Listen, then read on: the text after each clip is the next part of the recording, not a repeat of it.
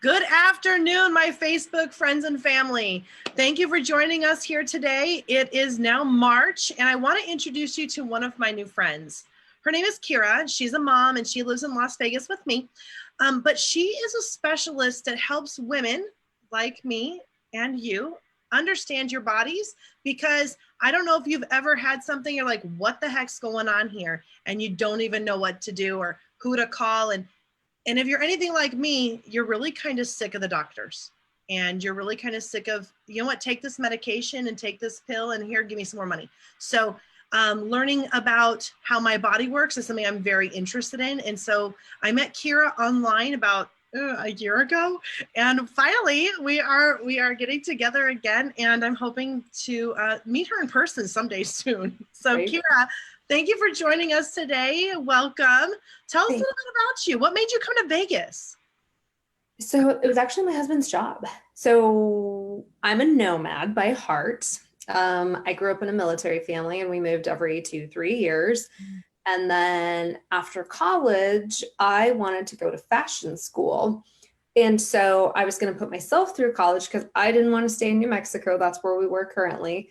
And so I just, up in a whim, joined the military. Oh, wow. Okay. And so I spent 7 years active and then reserves, put myself through college. And then, so loved moving around.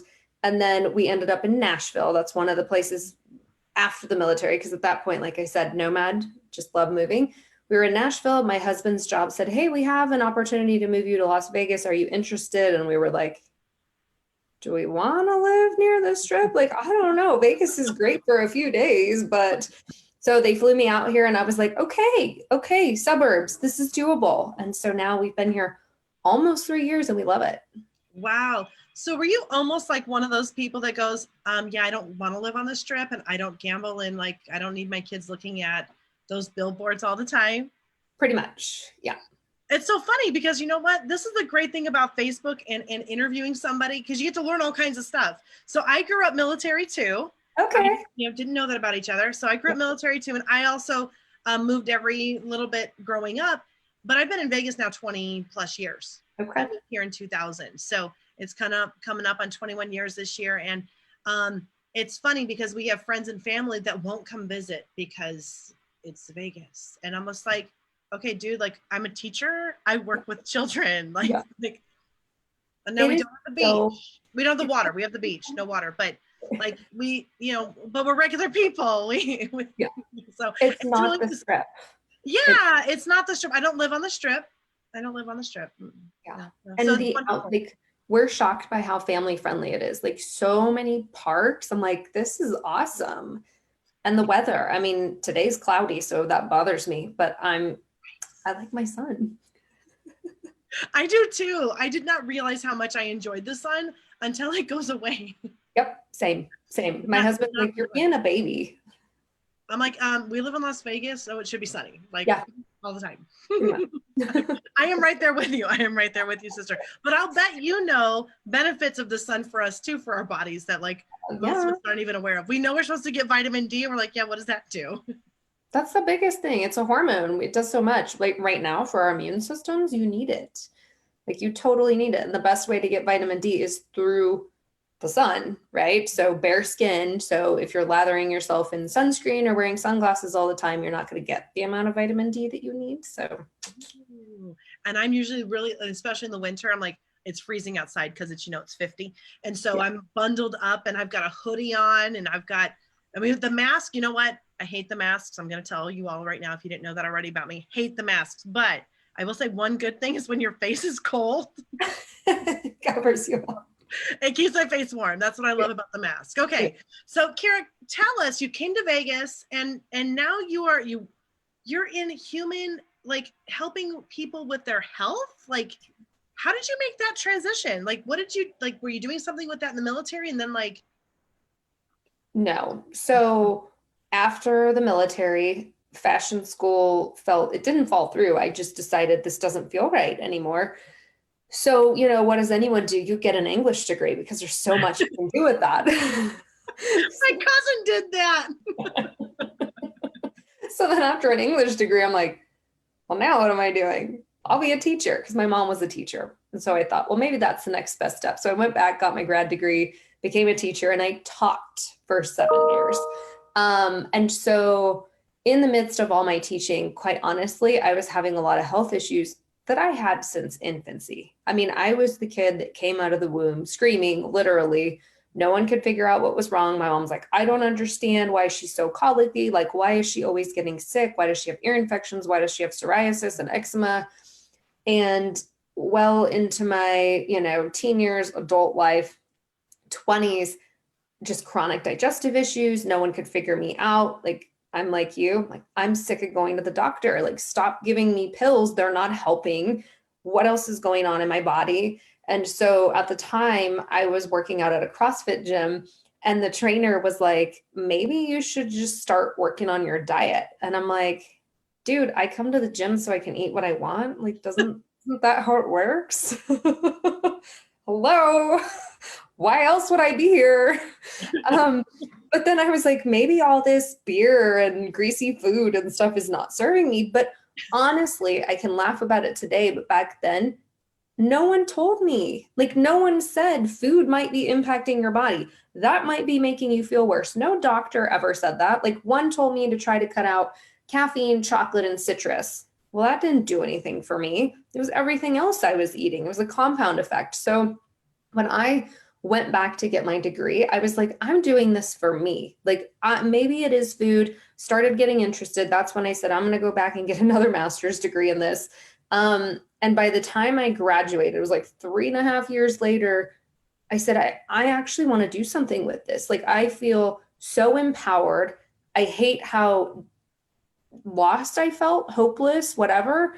And I want to help other women not feel that way. So I quit my teaching job and I said, I'm just doing it. I'm going to make it work. And now it's been 5 years.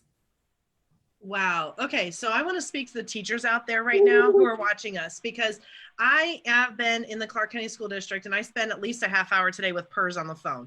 Okay. So like retirement's real. So and if you guys don't know my story, I left teaching too.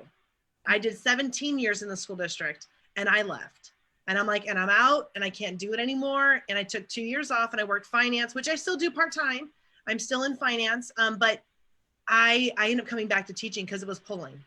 Mm-hmm. It was pulling me in. And I now can see where I'm supposed to go with it, which is really cool to be in that place.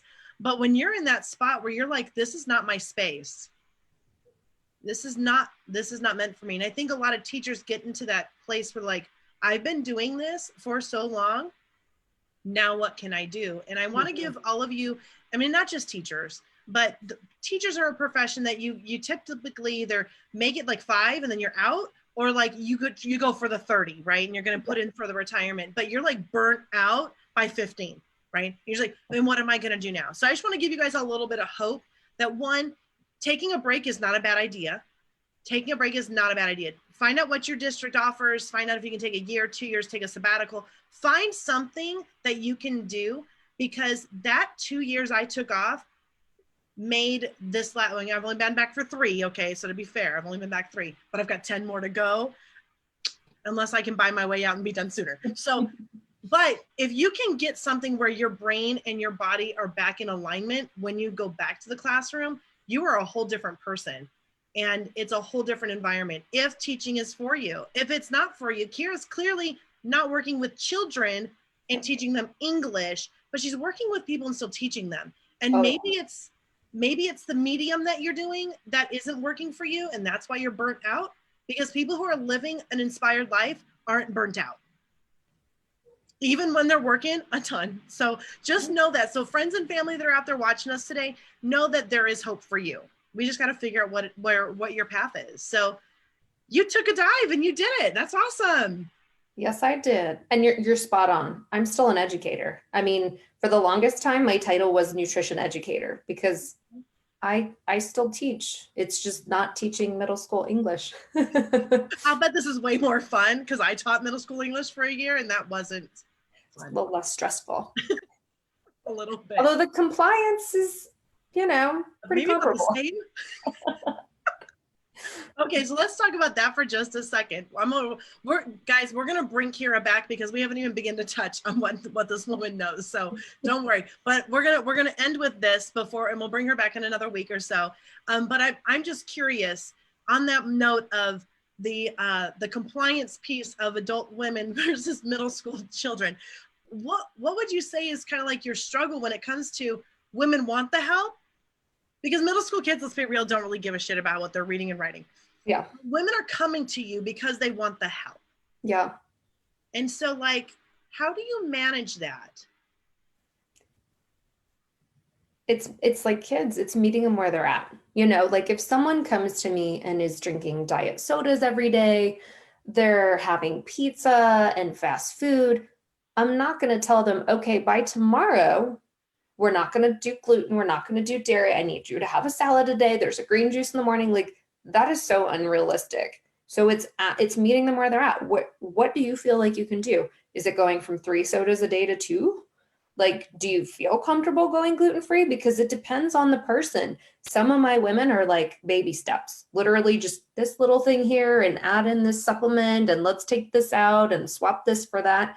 And others are like, I'm all or nothing. You want me on a 30-day elimination diet? Let's do it. I'm sick of feeling like crap. So let's see if this helps. So it really depends on where they're at and what they're willing to do. Because I don't want them to fail. I'm not going to put somebody on something and then, a week later they're lying to me because they don't want to tell me that they failed. Well, and you're like, you're not the boss, but you're kind of the boss. And it's like, okay, she gave this advice. I'm paying her to give me this advice to help myself. But it can be very difficult. And if you don't trust yourself, if you don't listen to your body, if you don't look at making those decisions, it's funny because today I was actually talking with 2 of my colleagues and they're like, oh, you look so good, because I've put effort into the way that I look, and I've lost significant weight. I've kept the weight off, and it's I can wear clothing I really enjoy. It's a great place to be. I'm really liking it. And they just look at me and they're like, well, I could never. And I'm like, okay, well, I didn't start. I'm gluten-free, dairy-free, soy-free right now.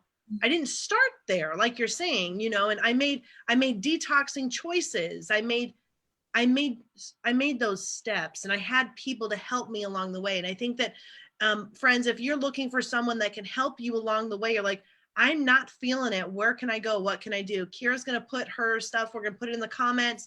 Ask her questions. She's got a wonderful group that we'll let you know about next time, because she's got a lot of knowledge and a wealth of wisdom that she can share with us about what we can do to help ourselves. And I think a lot of times when I made this change over Christmas, not over after Christmas, I made the decision to make these changes. My mom, she really had a hard time. She's like, oh my gosh, that's like so much. And what are you going to be able to eat? And when I tell people, like, do you eat food? Like, what can you eat? I'm like, yeah, I read labels. Like, I eat real food in the produce department, and then I read labels for the other stuff. And I have found, so I can still have a treat. I can still have a chip, and I can still have chocolate. I found the ones that fit what I want to put in my body. Mm-hmm. And I've changed my language, and I can't have, no, because I could, and I won't end up sick. Yeah. I don't end up sick, but I'm choosing, and I'm loving that the flavors that I get to eat are now making the women in the office go, what is that? Because there's no way, if I told them what it was, there's no way they'd eat it. But like dairy-free, soy-free, gluten-free, vegetable, like it's good and it tastes good and I feel good eating it, and I've it's my children eating it. So I think that there's a definite myth that we've got in our society that if food is going to be good for you, it has to be super expensive, and it's not going to taste good. Yeah. It's like, and if I have to eat, I want it to taste good, right? Yes. And I think that, knowing that you've got some wisdom for us when it comes to this area, I'm very excited to learn more. I'm very excited to learn. This is why I'm not doing it all right today, everybody. We're going to meet her again because I want to learn more. Kira, do you have any final words of wisdom for our friends this afternoon about what if they wanted, you already said a little bit about like making their first step, or, what if they've been wanting to talk to somebody, maybe tell them what you do. Maybe you do that. Tell them what you do and why they would want to call you versus their general practitioner. Why do people make the shift to you when they're, you're not Weight Watchers, you're not Jenny Craig, right? You're not that, and you're not a general practice doctor when you're not doing that either. So like, where do you kind of fit? Yeah. I'm the middleman between it all. So, um, you're diagnosed with an autoimmune disease, or you're like, I really feel like something's wrong. I keep going to the doctor and I'm like, I don't feel good. I have brain fog. This weight won't come off and I've tried everything. I have fatigue, like joint pain, whatever might be going on, but I'm not getting any answers. Everyone says everything's fine and go see this practitioner. They said everything's fine, go see this one. That's when they're frustrated and they're like, I know something's going on in my body. Can you help me dig into it? I'm like a puzzle wizard, right? We're puzzle piecing. Well, what's your story? What are you eating? Let's look here at lab works. What might be going on in your gut? How are your hormones responding? So we're kind of looking at everything. And then we put together a plan of action. Like maybe you do need to make some dietary changes. Maybe we need to look at something in your lifestyle. Maybe there's something that someone has never recognized with your thyroid, or you were in a water damaged building and now you're dealing with mold toxicity. I mean, there's all types of things that general practitioners do not explore because it's just not like in their scope or whatever. They're not used to talking about it. So I'm the person to come to when you've tried all the things and you know that there's still something else to be done. You just don't know what it is. Very cool. And then one last question for you before we head out. Do you only work with people in Nevada? No, no. In Good. fact, I have clients in Tennessee still. I have somebody in Canada. So I'm all over because everything I do is either virtual or over the phone. And if we order labs, I either ship them to you or you go to your local LabCorp and you get those lab draws.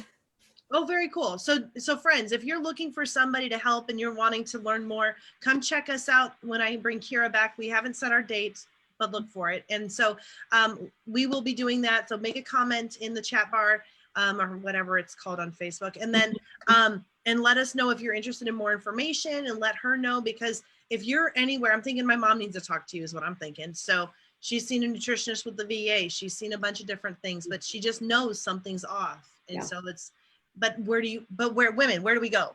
Where do we talk to our friends, right? We look at our circle, we look at our tribe, and we're like, who knows? Who knows? And you know what? I've met Kira now 3 times online before today, and finally I get to learn more about her. So I'm glad I get to share her with all of you, and have a wonderful day and stay healthy and keep smiling.